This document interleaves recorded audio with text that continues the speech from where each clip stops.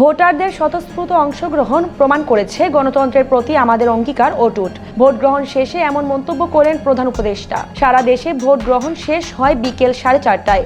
Press wing জানায়, শান্তিপূর্ণ ও উৎসবমুখর পরিবেশে নির্বাচন সম্পন্ন হওয়ায় সরকার প্রধান অভিনন্দন ও কৃতজ্ঞতা জানান। জনগণ সাংবিধানিক অধিকার প্রয়োগের মাধ্যমে দেশের ভবিষ্যৎ নির্ধারণে সক্রিয় ভূমিকা রেখেছেন বলে উল্লেখ করেছেন। নির্বাচন সংশ্লিষ্ট প্রতিষ্ঠানগুলোর ভূমিকার প্রশংসা করে বলেন, নির্বাচন কমিশন, আইন শৃঙ্খলা রক্ষাকারী বাহিনী, সশস্ত্র বাহিনী, প্রশাসন, পর্যবেক্ষক দল, গণমাধ্যম কর্মী এবং ভোট গ্রহণে সম্পৃক্ত সব কর্মকর্তা কর্মচারীর প্রতি বিশেষ ধন্যবাদ জানাই।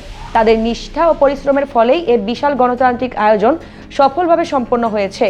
পাশাপাশি রাজনৈতিক সংযমের আহ্বান জানিয়ে বলেন, চূড়ান্ত ফলাফল ঘোষণার পরও যেন গণতান্ত্রিক শালীনতা, সহনশীলতা ও পারস্পরিক শ্রদ্ধাবোধ অটুট থাকে।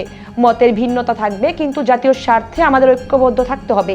একই সঙ্গে এবারের নির্বাচনকে দেশের ইতিহাসে সবচেয়ে শান্তিপূর্ণ আয়োজন হিসেবে উল্লেখ করে আশা প্রকাশ করেন, এই ধারা অব্যাহত থাকলে গণতন্ত্র আরও শক্তিশালী হবে।